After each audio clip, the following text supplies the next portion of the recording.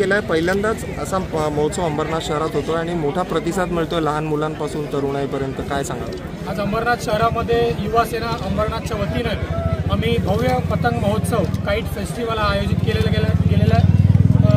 अंबरनाथमध्ये आम्ही नेहमी शिवसेना शहर शाखेच्या माध्यमातून नाविन्यपूर्ण कार्यक्रम करण्याचा प्रयत्न करत असतो आणि अंबरनाथकरांना काहीतरी वेगळं देण्याचा प्रयत्न करत असतो। याच माध्यमातून आज मकर संक्रांतीच्या निमित्ताने आम्ही इथे काईट फेस्टिवल म्हणजेच पतंग महोत्सव आयोजित केलेला आहे आणि या अंबरनाथ पश्चिमेकडील पोद्दार शाळेच्या बाजूला असलेल्या नवीन रोडवर आम्ही हा कार्यक्रम करीत आहोत। इतका मोठा काईट फेस्टिवल कदाचित अंबरनाथमध्ये यापूर्वी कधी झालेला नाहीये। आज तुम्ही बघत असाल तर या आकाशामध्ये अंबरनाथच्या विविध प्रकारचे पतंग इथे उडतायत।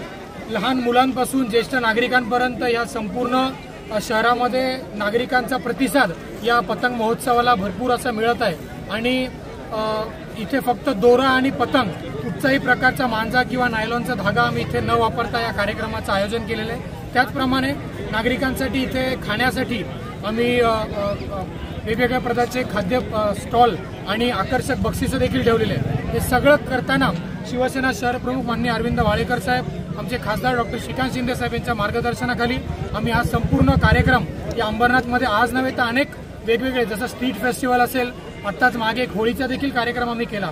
युवासेना आणि शिवसेना महिला आघाडी सगळ्यांच्या माध्यमातून आम्ही हा कार्यक्रम अंबरनाथमध्ये आज इथे आयोजित केलेला आहे।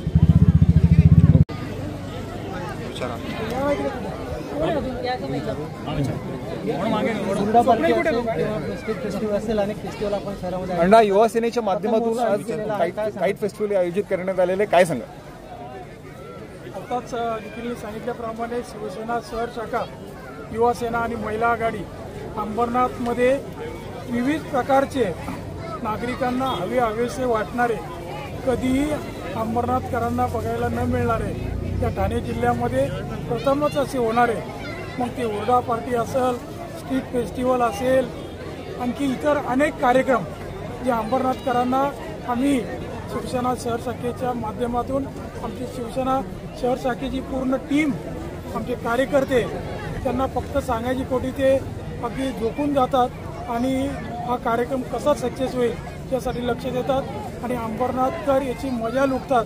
अंबरनाथकरांना नवीन असा हा कार्यक्रम पतंग महोत्सव युवा सेनेच्या माध्यमातून घेतलेला आहे आणि त्याची मजा आज लहान मुलांपासून तर अगदी वयोवृद्धापर्यंत, महिलांपर्यंत सगळे घेत आहेत आणि अंबरनाथकरांना लवकरच आम्ही हुरडा पार्टी, जी कोकणामध्ये किंवा घाटाच्या वर होते, ती हुरडा पार्टीसुद्धा यापूर्वी दिली, ती आता लवकरच आपल्या सर्वांना पाहायला मिळणार आहे। याच्यामध्ये एक गाव बसवलं जातं आणि त्या गावामध्ये हुरडा काय असतो आणि त्या हुरड्याचे फायदे काय, असं सगळं नागरिकांना पाहायला मिळतं आणि तिथेही मोफत असं असतं, कुठेही तिकीट नसतं आणि अशा प्रकारे नागरिक अंबरनाथकर आम्हाला जो आशीर्वाद देतात, त्या आशीर्वादामुळे आम्ही अंबरनाथकरांची सेवा अहोरात्र करत आहोत। आपण थोड्या वेळापूर्वी पतंग उडवली, लहानपणीच्या आठवणी जाग्या झाल्या का थोड्या?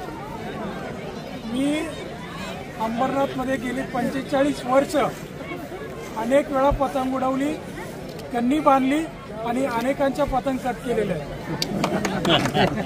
त्यामुळं नवीन नाही काही, पतंग उडवणं हा लहानपणापासूनची आवड आहे आणि अंबरनाथ पूर्वी एक खेडेगावासारखं होतं, ते आज शहर झालेलं आहे। त्यामुळं पुन्हा पुन्हा ते कार्यक्रम पाहायला मिळतात आणि आम्ही ते करतो आणि ते करत असताना त्याची मजा देखील घेतात। योगायोग म्हणजे तुम्ही पतंग उडवायला घेतली आणि दुसऱ्याची पतंग कापली आता लगेच? हो, ती पतंग एकमेकाला घर्षण झाली की माझ्या हातात असलेली पतंग नेहमी दुसऱ्याची पतंग कापत असते।